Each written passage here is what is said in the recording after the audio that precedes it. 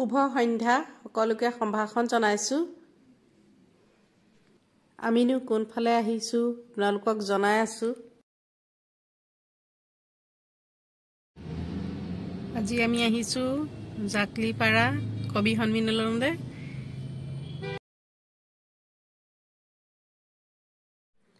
আমি আহি পাইছোহি। এয়া জাকলিপাৰা মহোৎসৱৰ অস্থায়ী প্ৰেক্ষাগৃহ। মানুহৰ সভ্যতাৰ যিটো ইতিহাস এইটো বহু হাজাৰ বছৰীয়া ইতিহাস আৰু সভ্যতা আদিম স্তৰৰ পৰাই মানুহৰ নিজৰ ভাৱ অনুভূতি আৱেগ বা চিন্তা চেতনা প্ৰকাশ কৰিবৰ কাৰণে মানুহে কবিতা সাহিত্যৰ মাজে চেষ্টা কৰি আহিছে। মানুহে বেদৰ যুগৰ পৰাই কবিতা বা যিবিলাক কাব্য বা শ্লোক সেইবোৰৰ মাজেৰে নিজৰ ভাৱ চিন্তা অনুভূতি আৱেগক আনকি নিজৰ যিটো আত্মিক চেতনাক মানুহৰ অনুভূতি প্ৰকাশৰ যিটো চেষ্টা সেই চেষ্টাটো আমি আৰ্টিফিচিয়েল ইণ্টেলিজেন্স কৃত্ৰিম বুদ্ধিমত্তাৰ হাতত পকাই দিম নেকি? এই প্ৰশ্নটো খুব গুৰুত্বপূৰ্ণ কথা, কাৰণ যদি সেইটোৱে হয় শুনিবলৈ ধৈৰ্য সহকাৰে বহি আছে। মই যিটো কবিতা পাঠ কৰিবলৈ লৈছোঁ আজি 2 বছৰমান আগতে এগৰাকী মাতৃ এগৰাকী নাৰীয়ে তেওঁৰ পুত্ৰৰ বিষয়ে মোক ক'বলৈ আহিছিলে আৰু সেই পুত্ৰৰ বিষয়ে কৈ থাকোঁতে মই নিজেই আৱেগিক হৈ পৰিছিলোঁ আৰু সেই সময়তে মোৰ মনত যিখিনি ভাৱ ফুদনি উকমুকাই আছিলে মোৰ অন্তৰত সেইখিনিয়ে মই প্ৰকাশ কৰিছিলোঁ আৰু আজি সেইখিনিয়ে মই পাঠ কৰিবলৈ আপোনালোকৰ সন্মুখত থিয় দিছোঁ। কবিতাটিৰ নাম বাস্তৱ। আকাশত কলীয়া ডাৱৰ, শীতৰ ৰাতি, ঠক ঠককৈ কঁপি থকা বুঢ়ীমাৰ বিননি। ল'ৰাটো বা ক'ত থাকিল এই দভাগ ৰাতি? মেঘাচ্ছন্ন হৃদয়ৰ আকুলতাৰ চকুপানী আছেনে তাৰ গাত মেৰিয়াই যোৱা হতাকানিৰ কেঠাখন? হিয়া বতাহৰ কবত কবাই যায় প্ৰজাতিটোৰ। আহ বপাই ঘৰলৈ, পৰিচয়বিহীন নহবি, নহ'লে সমাজৰ আৱৰ্জনাৰ ঘৰ তই অকলে সহিব নোৱাৰিবি। কুঁৱলীয়ে আগফেটা দি ধৰিছেও বপাই, বাটৰ কুকুৰবোৰৰ বৰ দীঘিল ঘিলনি। হাতৰ লাঠিডাল জানো ক'ত পৰি থাকিল?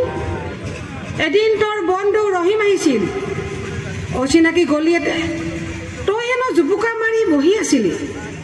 আহ বপাই, মই লণ্ঠন জ্বলাই কাঠিখনতে বহি আছোহি। তোৰ পূজাটোৰ বাঁহ খুটা খুনে ধৰিব লৈছে। মোৰ হালি পৰা পিঠিখনক তই ভৰ দিবি। আহ, মোৰ বুকুৰ লৈ টোপনি যাবি। নালাগে দিব মোক ফুটা কৰি এটি। আহ বপাই আহ, ঘৰলৈ উভতি আহ। ধন্যবাদ। ঠিকজন ক্ষীণ ওখ পাখ চকু দুটি পুতৰ কিন্তু উজ্জ্বল তকৈ মোৰ ফালে চাই সুধিলে, আপুনি কবিতা পঢ়েনে? মই কিছু ইতস্তত বোধেৰে লাহেকৈ ক'লোঁ, কেতিয়াবা কেতিয়াবা। নাই, নপঢ়োঁ বুলি পোনপটীয়াকৈ ক'ব নোৱাৰিলোঁ। তেওঁ আকৌ মোক সুধিলে, আপুনি গান নাচ নিশ্চয় ভাল পায়?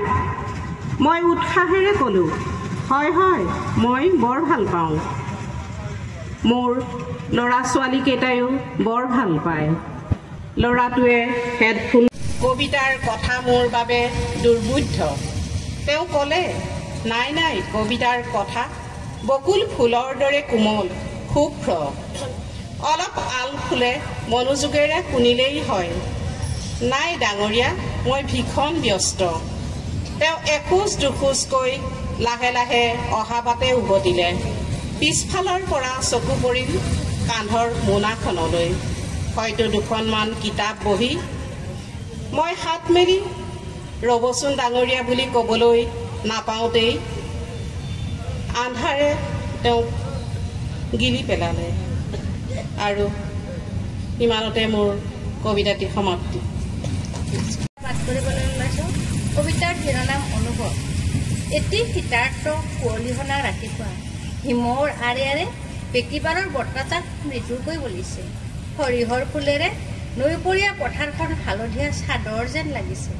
কোমল ৰদালিৰ ফেহুজালি ফালি কোলা মেঘৰ আৰে আৰে লুকা ভাকু খেলি হুমিকি মাৰিলে পুৱাৰ ৰঙাবেলি তুমি আহিবা বুলি আত্মহৰা হওঁ আইতাৰ বৰপেৰাত সাঁচি থোৱা ৰিহাখন কঁকালত মেৰিয়াই তোমাৰ বাবেই ৰওঁ চৌদিশে দেখো কেৱল তোমাৰেই ছবি তোমাৰ বাবেই ৰচো কত আশাৰ ওপৰত হিৰাই হিৰাই প্ৰবাহিত হৈ গৈ তোমাৰ আলফুলীয়া মৰম বেকিবৰীয়া বতাহজাক ল'বলৈ তোমাৰহে নাই আহৰি বাৰৰ দিনত কুঁৱলীত ঢাক খাই থকা শীৰ্ণ নদীখনৰ ছাট মুখ গুজি শুই থাকে উদং পথাৰখন উনিমেষ দৃষ্টিৰে চাই থাকে আকাশলৈ সুঠাম দেহৰ কৃষকৰ বুকুৰ ঘামেৰে এজাক বৰষুণ নামিব খৰস্ৰোতা নদীৰ গীতৰ তালে তালে এজাক ৰোৱনীয়ে মানুহ হ'ল হেৰাই গ'ল মানৱিক চিন্তন যি যথাৰ্থ আৰু অনিবাৰ্য আছিল ধন্যবাদ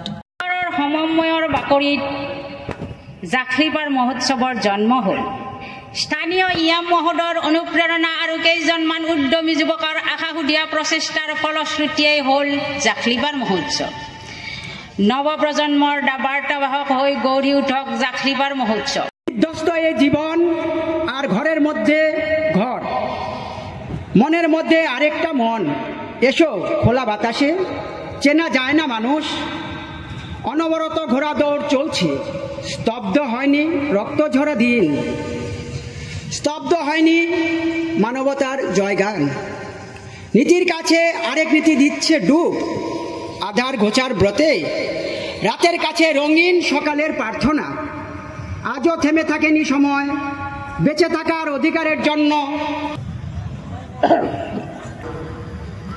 তুমি এদিন উভতি আহিবা প্রথম সূর্য কিরণের দরে তোমার দৃষ্টি যেতিয়া স্পর্শ করেছিল মোৰ তিমিৰাচ্ছন্ন জীৱনত বাট বিচাৰি পাইছিল তোমাৰ শৰীৰৰ গোন্ধে এৰি অহা স্মৃতিবোৰ চিত্ৰবোৰে এটা এটাকৈ উভতি উঠে মোৰ মানসপটত তোমাৰ নুপুৰৰ ধ্বনিৰ শব্দই মোৰ জীৱনক দিয়ে যন্ত্ৰণাৰ বেদনাৰ মাজতো এখন টেক স্বস্তিৰ ফুলক তুৰ চাই এক মুঠো অন্ন পেতে হলে পিপাসার্থ শ্রমিকের আখ পেটা রক্ত দরকার আর আমাবস্যার রঙের পূর্ণিমাকে রাঙাতে হলে কিছু নগ্ন শ্মশানের কয়লা যার মাঝে আজও দেখতে পাই মৃত শিশুর মুখে দুধের গন্ধে ধূসর পৃথিবীর মানচিত্র নমস্কার এটুপি কপৌ ফুলে খৰাঙতো মই বৰষুণৰ গান গাম ইচ্ছাত উভতি অহাহেঁতেন অতীত